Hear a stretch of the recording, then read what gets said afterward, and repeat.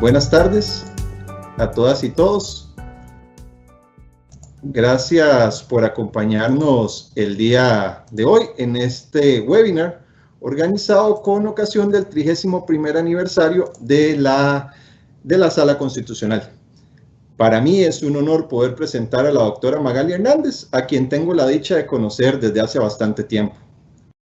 Doña Magali es doctora en Derecho Público por la Universidad de la Sorbonne de París, doctora en Gobierno y Políticas Públicas de la UCR, máster en Derecho Público y licenciada en Derecho por esa casa de estudios. Todos sus grados, vale decir, los ha obtenido con mención de honor. Es letrada de la Sala Constitucional de la Corte Suprema de Justicia desde el año 2004 al presente, profesora universitaria en la Facultad de Derecho de la Universidad de Costa Rica desde el 2001 a la actualidad, tanto en grado como en posgrado. Es coordinadora de la Maestría de Derecho Público de esa universidad del 2005 hasta el presente. Fungió como asesora parlamentaria de la Asamblea Legislativa durante 6 años. Desde el 2001 es conferencista tanto a nivel nacional como internacional en relación al marco jurídico de las empresas públicas, servicios públicos, gobernabilidad, leyes en materia presupuestaria, trámites administrativos, debido proceso, entre otras. Ha realizado varias publicaciones en revistas sobre empresas estatales, presupuestos públicos y derecho administrativo, entre otros temas. El día de hoy, la doctora Hernández nos hablará de un tema que ha venido tomando sin duda alguna relevancia en los últimos días, como es el del empleo público, pero analizándolo desde el punto de vista de la jurisprudencia de la Sala Constitucional. En su exposición, que se basa en el artículo que se publicó en el segundo ejemplar de la revista de la Sala Constitucional, doña Magali va a examinar el marco constitucional del empleo público en Costa Rica con el fin de conocer y comprender los alcances y limitaciones de este. Para ello, llevará a cabo una exposición en la que se analizarán diversos aspectos relacionados con el tema en cuestión, como la noción de servidor público, estabilidad, característica del empleo público, entre otros, fundamentándose primordialmente en diversas sentencias emitidas por la Sala Constitucional. Sin más preámbulo, le doy la palabra a doña Magali para que inicie con su exposición. Muchas gracias.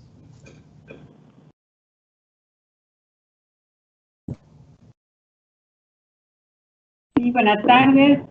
Muchas gracias por la invitación. Gracias a todos los que nos acompañan, funcionarios judiciales y público en general. Me voy a permitir compartir una presentación para hacer más ordenada la exposición. Ahí la tenemos. Bueno, entonces, como nos dijo don Luis Ardón, la charla que les voy a impartir tiene que ver con el empleo público en el marco constitucional a partir de una sistematización que procedí a hacer de la jurisprudencia de la Sala Constitucional. He tomado algunos temas básicos que la Sala ha venido desarrollando a través de los años y que sirven de base para el análisis de normas infraconstitucionales que estén relacionadas con la temática. Les voy a desarrollar los siguientes temas. Primero, antecedentes de la regulación del empleo público en Costa Rica, para poder ubicar bien la temática en la que estamos hablando. El principal aporte que hizo nuestra Constitución de 1949, porque a partir de allí es de donde la Sala Constitucional desarrolla su jurisprudencia y sus principios, las características principales del empleo público en Costa Rica, que tienen que ver con la idoneidad y la estabilidad. Vamos a ver el concepto y el desarrollo y los alcances que le ha dado la jurisprudencia de la Sala a estos temas. También vamos a tratar el tema de las convenciones colectivas en el sector público y el derecho de huelga en el sector público. Básicamente eso es lo que quiero que conversemos en este rato. Bueno, comenzando entonces con los antecedentes, es importante tener claro que antes de la Constitución actual de 1949, el empleo público estaba regulado básicamente por el derecho privado, en el Código Civil. A pesar de que en 1943, después viene la promulgación del Código de Trabajo, no va a ser sino hasta 1949 donde se incorporan dos normas básicas que ahora las vamos a ver, el 191 y el 192, donde ya se establece un una regulación estatutaria. Eso significa una regulación especial y particular para el empleo público en Costa Rica. Posteriormente, sentándose ya ese hito fundamental en nuestro país en 1949, años después viene ya la promulgación del Estatuto de Servicio Civil, que desarrolla con mayor profundidad las normas constitucionales. Y otro periodo importante también viene a partir de la promulgación de la Ley General de la Administración Pública en 1978, donde se establece una regulación mixta de los funcionarios públicos, aquellos distinguiéndose entre aquellos que desarrollan gestión pública y aquellos que desarrollan gestión privada. Esta división la he tomado de un libro de don Héctor Blanco. Bien, entonces les decía que es importantísimo el aporte que hace la Constitución de 1949 porque sienta las bases de una regulación pública del empleo público a partir de estos dos artículos que están acá, que me voy a permitir leer. El 191 que dice un estatuto, y aquí hago el énfasis en un para que después discutamos sobre esto. Un estatuto de servicio civil regulará las relaciones entre el Estado y los servidores públicos con el propósito de garantizar la eficiencia de la administración. Y el 192 que dice, con las excepciones que esta Constitución y el Estatuto de Servicio Civil determinen, los servidores públicos serán nombrados a base de idoneidad comprobada, es el primer requisito, y solo podrán ser removidos por las causales de despido justificado que exprese la legislación de trabajo o en caso de reducción forzosa o por falta de fondos o para conseguir una mejor organización. Estos dos artículos, como los vemos claramente, lo que hacen es establecer un régimen especial de derecho público para las regulaciones de empleo del Estado.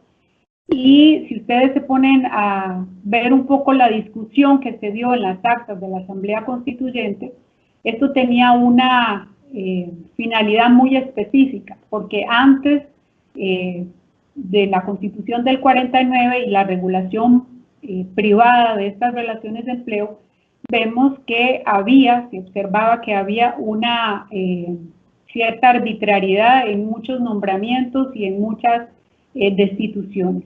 Y justamente para evitar esto que pasaba, decían las actas, que cada 4 años cuando cambiaba el gobierno también cambiaban todos sus funcionarios. Para evitar todo esto, para evitar estas arbitrariedades, se estableció este régimen de derecho público.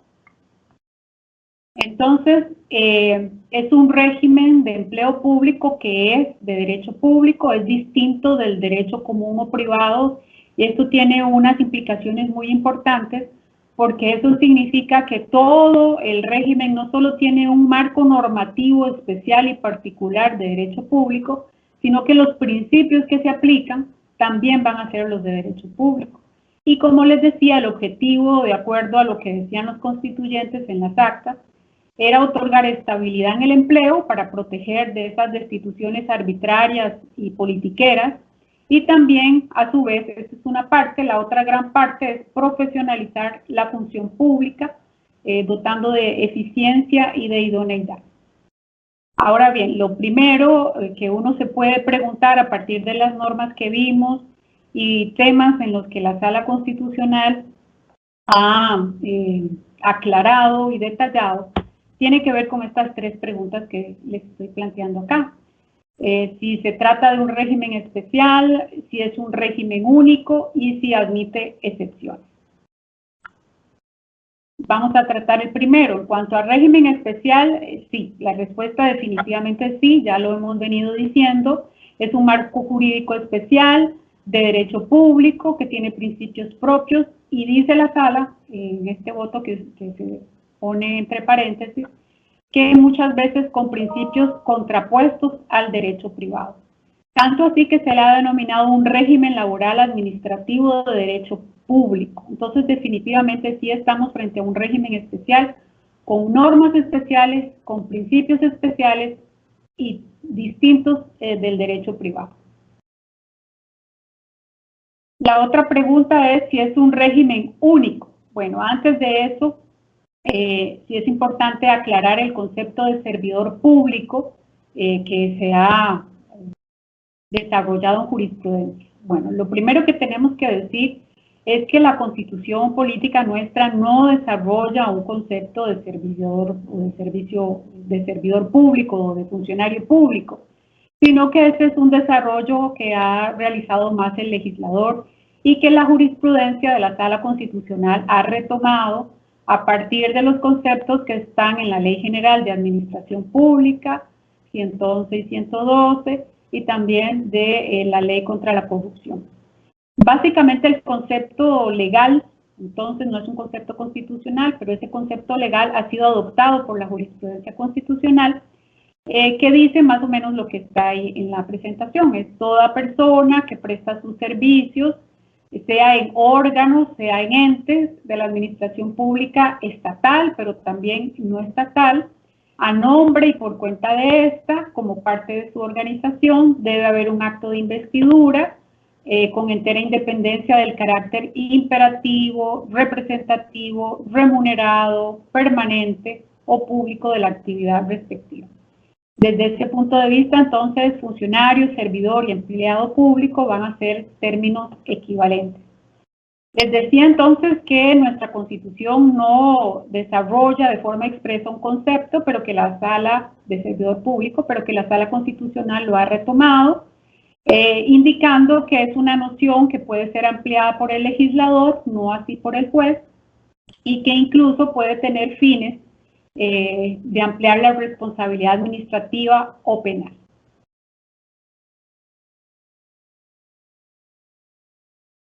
Siguiendo entonces, si se trata de un régimen único, la respuesta de inmediato va a ser no.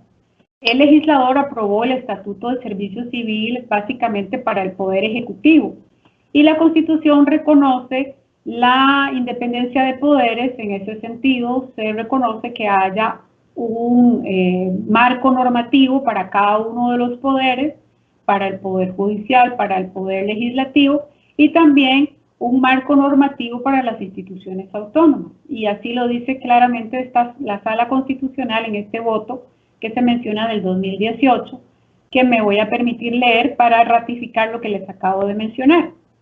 Dice el voto: el legislador optó por regular el servicio no de modo general, sino por sectores, promulgando así el Estatuto de Servicio Civil que se aplica a los servidores del Poder Ejecutivo y posteriormente otros estatutos para regular la prestación de servicios en los restantes poderes del Estado y en algunas instituciones autónomas.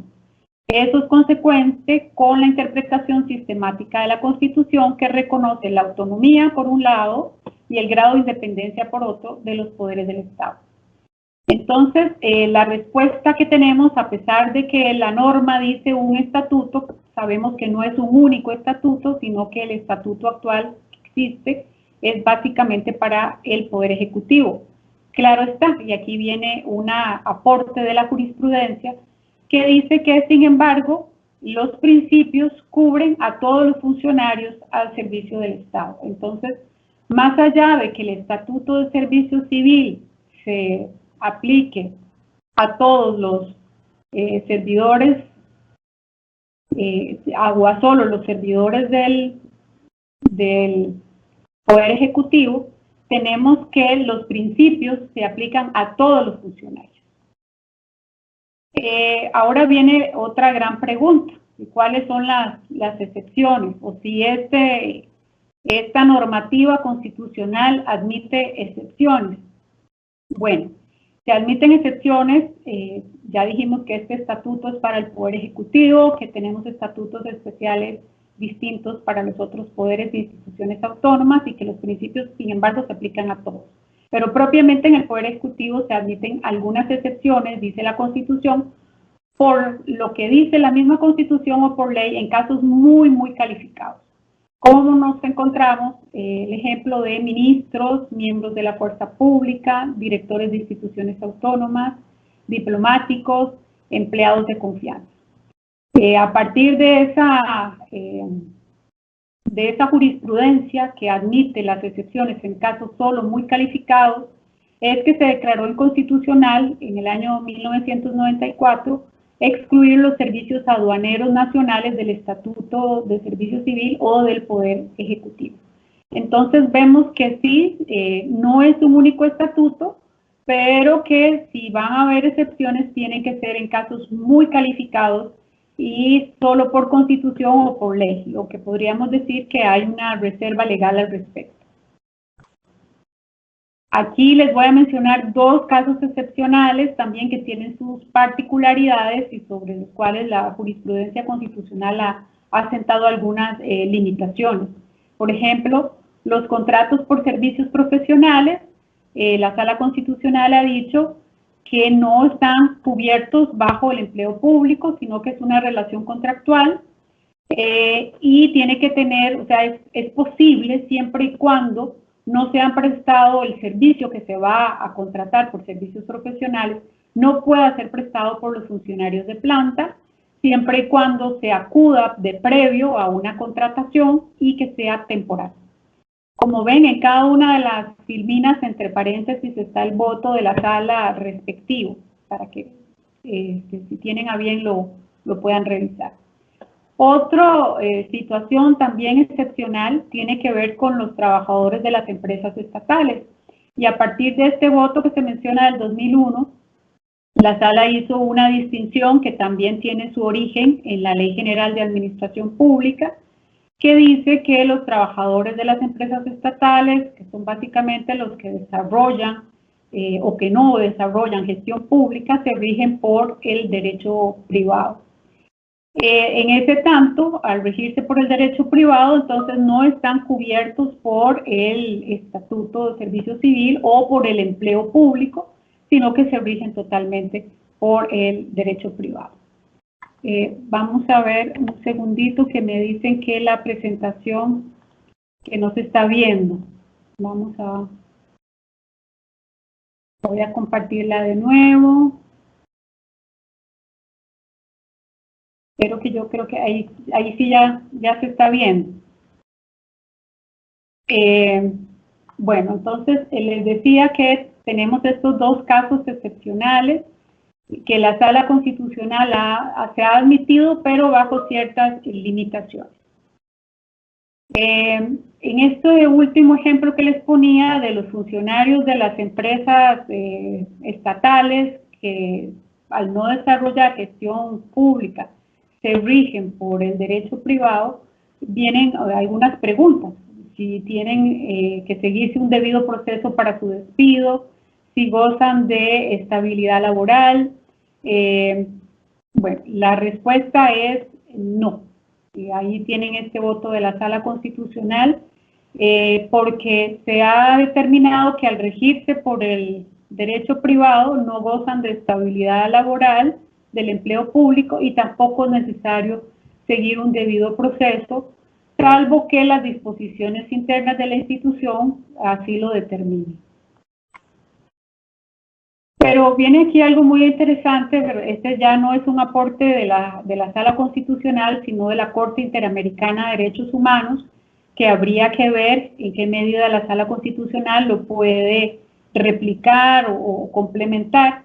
Es el caso Baena versus Panamá del 2001, que se dice que los trabajadores de las empresas públicas, si bien regulados por el derecho privado, sí se dice que cuando se trate de una sanción administrativa debe haber un debido proceso. Y esto lo dice la Corte Interamericana en este punto que me voy a permitir leerles. Este tribunal considera que en cualquier circunstancia en que se imponga una sanción administrativa a un trabajador, debe resguardarse el debido proceso legal. Al respecto, es importante distinguir entre las facultades discrecionales que podrían disponer los gobiernos para remover personal en función estricta de las necesidades del servicio público y las atribuciones relacionadas con el poder sancionatorio, porque en este caso sí debe haber un debido proceso.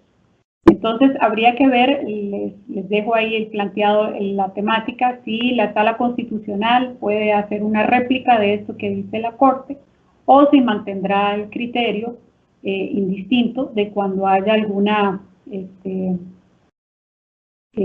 despido de un trabajador de una empresa estatal, si es necesario el debido proceso. Claro, aquí hay que hacer una aclaración que luego se las voy a retomar, porque estos temas de debido proceso en casos de despido, la sala ha tenido recientemente un cambio de criterio. Entonces, habría que ver si se mantienen dentro del conocimiento de la jurisdicción constitucional o se van al contencioso o al laboral. Bueno, entonces hemos visto hasta aquí un poquito la historia y la importancia de la Constitución de 1949 y lo que se estableció en el artículo 191 y 192. Vimos las características de que si es un régimen especial, si es único, y hablamos de las excepciones, que los principios aplican para todos.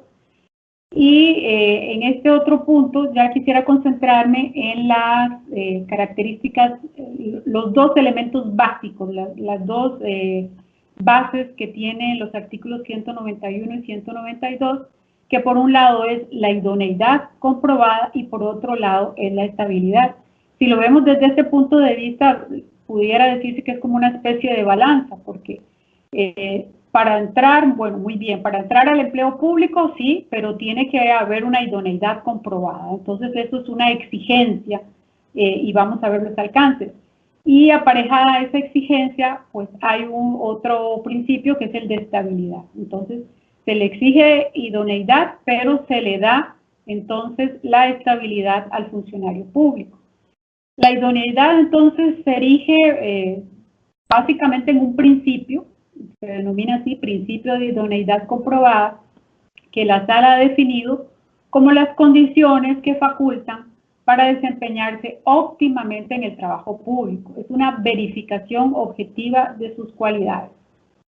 Esta idoneidad comprobada tiene que exigirse al funcionario pues, que quiera tener acceso a un cargo público.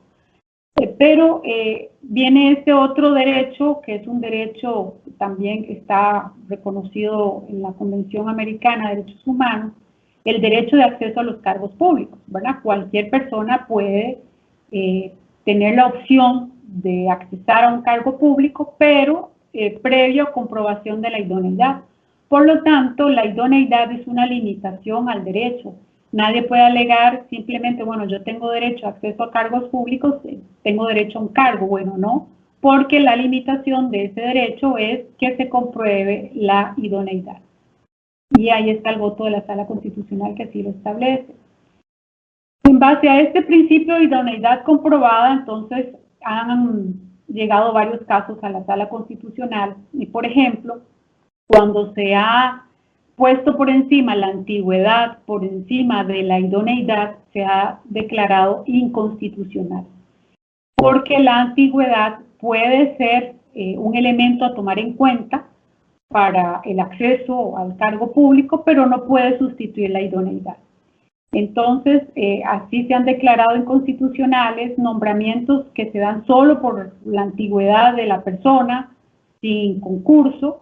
Esto puede ser, por ejemplo, si se tiene un funcionario interino durante muchos años y por solo esa condición de estar muchos años nombrado como interino se le da un puesto en propiedad sin concurso. Esto se ha dicho que es inconstitucional. También el hecho de pasar a formar parte de una terna automáticamente solo por el paso del tiempo. Entonces vean que es muy importante no sobreponer a la idoneidad otros elementos, sino que la idoneidad es el principio fundamental. Y también a raíz de esto es que la sala ha dicho y ha determinado que el concurso es el mecanismo por excelencia para proveer cargos de carrera administrativa. Y ese es entonces el medio por excelencia para poder nombrar funcionarios a través de un concurso público. Otros elementos también que han sido detallados y sobre los que la sala ha dado aporte es con la medición de la idoneidad. Bueno, muy bien, idoneidad comprobada, pero ¿cómo se hace eso en la práctica? Bueno, se ha dicho que la idoneidad se comprueba con aspectos básicamente académicos y profesionales. Esos son los elementos básicos. Por ello es que cuando han acudido a la sala argumentando en contra de las pruebas psicométricas, la sala lo que ha dicho, bueno, las pruebas psicométricas pueden ser complementarias, pero no pueden ser un requisito de exclusión, porque los elementos de medición de la idoneidad son aspectos principalmente académicos y experiencia.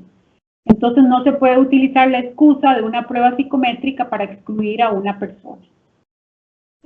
Luego también la jurisprudencia ha dicho que es parte de la idoneidad la posibilidad de declarar la inhabilitación de un funcionario, el despido en periodo de prueba sin debido proceso y todas las normas que permiten o que evitan que se estén nombrando familiares dentro de la misma institución.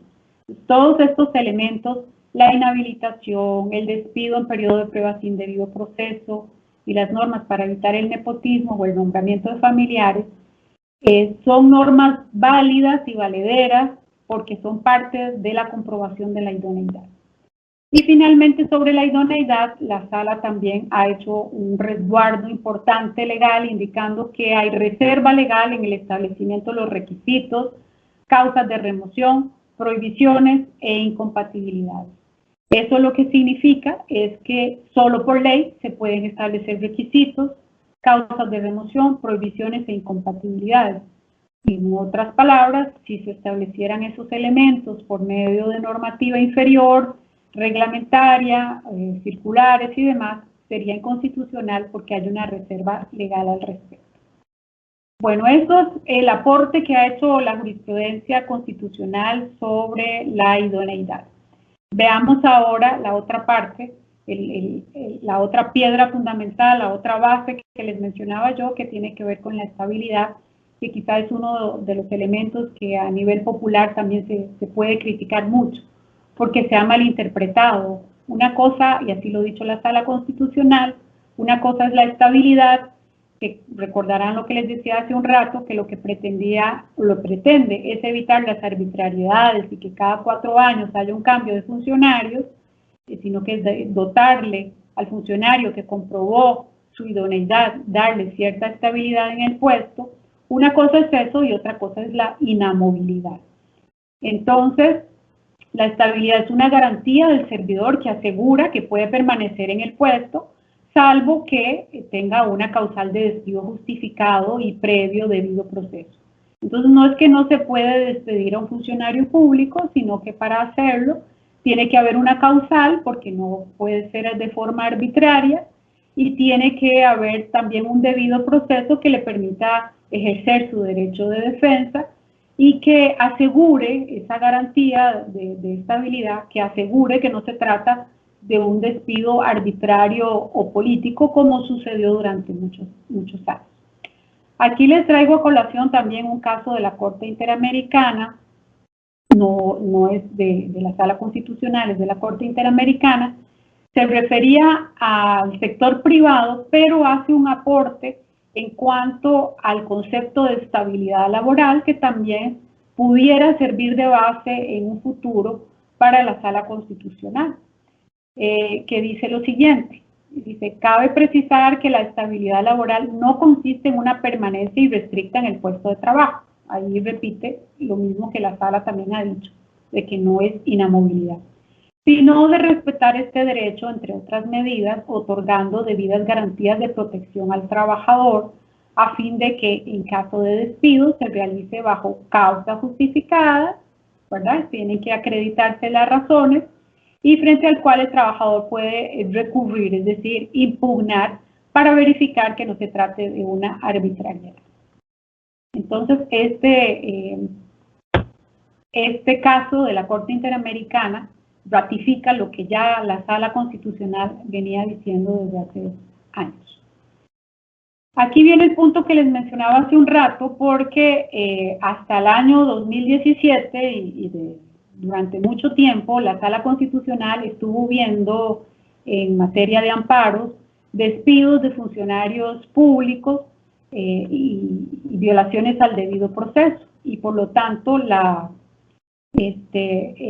examen de la potestad disciplinaria del Estado para ver si se ajusta al marco constitucional. Eso cambió. Hay un cambio de criterio a partir del año 2017. Entonces, todos aquellos recursos de amparo que se presentaban por despidos y violaciones al debido proceso fueron enviados a la jurisdicción laboral o a la jurisdicción contencioso administrativa, si de lo que se trata es de impugnar actos administrativos. Entonces, ya no son de conocimiento de la Sala Constitucional. Eso podría dar origen a críticas y demás, porque realmente estas normas constitucionales 191 y 192 están dentro de la Constitución política. La Sala Constitucional tiene el deber de velar por las normas constitucionales, pero bajo este cambio de criterio se dijo que eso ya no será de conocimiento constitucional, sino que se hace un reenvío a esa jurisdicción. Otro tema también en que la Sala Constitucional ha hecho aportes es en los funcionarios interinos, y sí ha reconocido una estabilidad impropia en los funcionarios interinos y ha establecido causales específicas para su remoción. De esta forma, lo que se ha hecho es darles una especie de estabilidad impropia para que los funcionarios interinos no sean objeto de arbitrariedades y solo puedan ser removidos en casos específicos, que la sala ha dicho sea porque venga el titular, porque se acabó o se vaya a sacar la plaza a concurso, y por causales muy específicas, que si vienen al caso en la etapa de preguntas podemos detallar. Bueno, recorrido que hemos hecho por estos dos pilares fundamentales, la idoneidad y la estabilidad, a grandes rasgos esos han sido los aportes de la Sala Constitucional y permitirán, como les dije, siendo el objetivo de esta pequeña investigación, hacer un análisis de normas infraconstitucionales y validar su constitucionalidad o no. Otros dos temas que quiero mencionar, y como se los dije, tienen que ver con convenciones colectivas y derecho de huelga, que son también temas muy controversiales. Aquí lo primero que tenemos que decir sobre las convenciones colectivas, están en el artículo 62 de la Constitución. Vean ustedes que dice: tendrán fuerza de ley las convenciones colectivas de trabajo que con arreglo a la ley se concierten entre patronos o sindicatos de patronos y sindicatos de trabajadores legalmente organizados. Véase que la Constitución no dice específicamente que se aceptan convenciones colectivas en el sector público, ni tampoco que se prohíbe. Lo deja en general.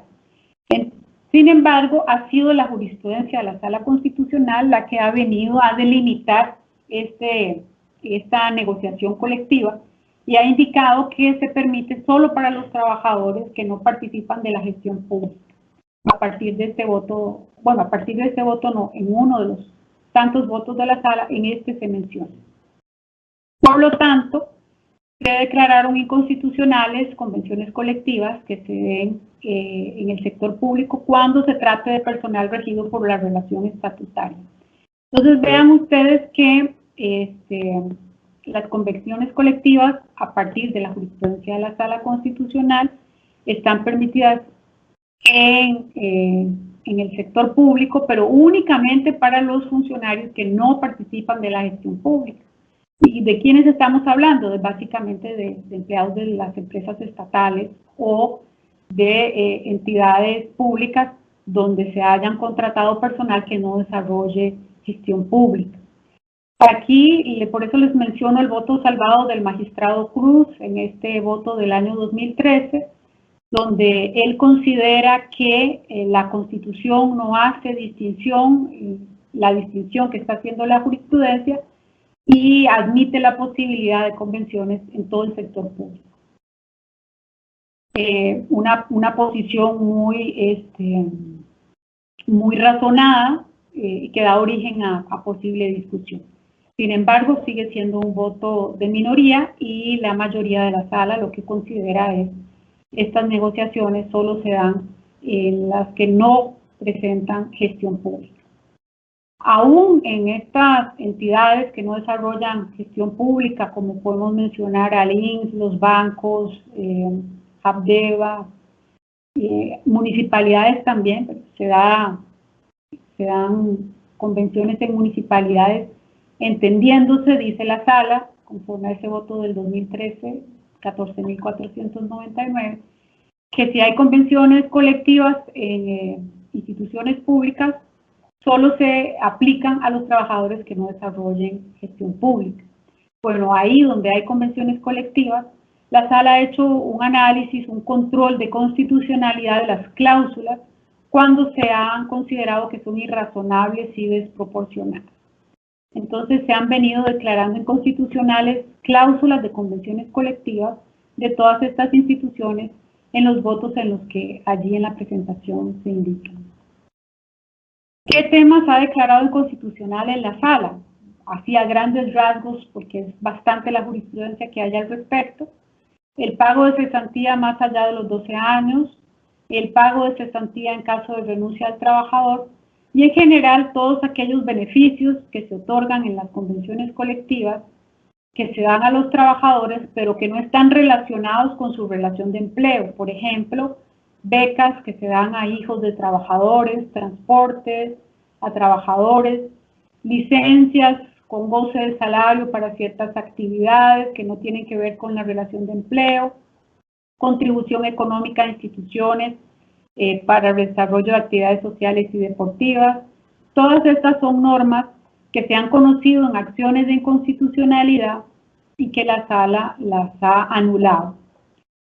Este otro tema se los traigo a colación, la competencia de la sala constitucional para conocer de estas acciones, porque se ha argumentado en muchas de ellas que a raíz de la reforma procesal laboral y lo que establece el artículo 713, que es un procedimiento para anular las cláusulas de convenciones colectivas, donde no se menciona la sala, que esa norma entonces cambió la competencia de la sala y ya la sala no debería de conocer en acciones este tipo de cláusulas de convenciones colectivas.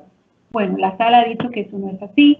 En este voto del 2018 ha seguido manteniendo la competencia para conocer de estas acciones de inconstitucionalidad, indicando que esa norma legal no desactiva la obligación de la sala de conocer estas, la razonabilidad y proporcionalidad de estas cláusulas. Bueno, eso en cuanto a la convención colectiva, que entonces podemos decir que hay varios temas controversiales, si la sala tiene competencia, si se admite solo para ciertos trabajadores del Estado y no para todo el sector público. Este otro tema también tiene mucha discusión, que es el derecho de huelga. Con el derecho de huelga, la distinción que hacíamos de convenciones colectivas sobre trabajadores que desempeñan o no gestión pública, aquí la distinción no va a ser esa, sino el servicio público si es esencial o no esencial. El artículo 61 de la Constitución es el que establece el derecho de huelga, y así lo dice en forma general. Se reconoce el derecho de los patronos al paro y el de los trabajadores a la huelga, salvo en los servicios públicos, de acuerdo con la determinación que de estos haga la ley y conforme a las regulaciones. Entonces vean ustedes que la misma Constitución hace un tamiz, una modulación al derecho de huelga si están involucrados los servicios públicos. La Sala Constitucional, a partir de esta norma constitucional, venía haciendo una distinción por jurisprudencia entre servicios públicos esenciales y servicios públicos no esenciales. Y a partir de ahí establecía ciertas reglas para el derecho de huelga que ya les voy a detallar. Sin embargo, todo eso que les voy a decir cambió a partir de la ley 9808 que ustedes conocen recientemente, denominada Ley para brindar seguridad jurídica sobre la huelga y sus procedimientos. Entonces veamos qué pasaba antes de esa ley. La huelga no era que estaba prohibida en el sector público, sino que estaba sujeta a limitaciones. Eso dice la sala. En el caso de los servicios públicos esenciales, definidos en su momento como aquellos relacionados con vida, seguridad y salud, la huelga estaba prohibida, pero en el sentido de que lo que se exigía era un servicio mínimo. Es decir, podían ir a huelga siempre y cuando se dejara un servicio mínimo, si el servicio público era denominado esencial. En el resto de servicios públicos, que por lo tanto eran no esenciales, no había limitación alguna para ejercer el derecho de huelga, y así lo determinaba esta sala en estos votos que ustedes pueden ver. Pero esto era antes de la ley 9808. Ahora la situación es distinta. A partir de esa ley y del voto de la Sala Constitucional 2019, que resuelve la consulta facultativa de constitucionalidad, la ley va a hacer una distinción, una categorización distinta, y entonces hay servicios públicos esenciales, hay servicios de importancia trascendental y hay servicios de carácter estratégico para la nación. Y todos ellos tienen limitaciones para acudir a la huelga. En el caso de los servicios públicos esenciales, ahí la limitación es absoluta. Es absolutamente prohibido la huelga en los servicios públicos esenciales a partir de lo que dice ahora esta ley. Luego viene otra categoría de servicios de importancia trascendental. Ahí lo que se exige son servicios mínimos y la huelga por un máximo de 10 días naturales. Y en el anterior, servicios públicos esenciales, la categorización de servicios públicos esenciales es muy amplia, muchísimo más que la que les mencionaba antes de vida, seguridad y salud. Otra tercera categoría tiene que ver con los servicios de carácter estratégico para la nación, por ejemplo, la educación. Allí también hay limitaciones, se permite como un máximo 21 días naturales consecutivos o 10 días naturales discontinuos. Entonces, al fin y al cabo, les hago yo la pregunta, ¿cuáles son los funcionarios públicos que pueden ir a la huelga? Pues realmente son pocos, o ¿cuáles pueden hacerlo sin ninguna limitación? Pues son muy pocos, porque prácticamente los servicios públicos esenciales, que ahora si viene la etapa de preguntas les puedo detallar cuáles son, o ustedes lo pueden revisar en la ley, son bastantes, entonces queda bastante reducida el espacio del derecho de huelga en el sector público. Bueno, entonces, como conclusiones, podemos decir que el régimen de empleo público en nuestro país, a partir de la Constitución de 1949 y el aporte que ha hecho la Sala Constitucional, es claro que se trata de un régimen propio de derecho público, que ha sentado dos grandes bases y la Sala ha detallado y ha hecho un aporte importante y significativo en definir lo que es idoneidad y estabilidad, hasta dónde llegan y hasta dónde no. También por jurisprudencia se han delimitado el alcance del derecho a celebrar convenciones colectivas, limitándolo a los funcionarios que no desarrollan gestión pública. Y para la huelga, antes con la distinción entre servicios públicos esenciales y no esenciales, y ahora con una nueva categorización.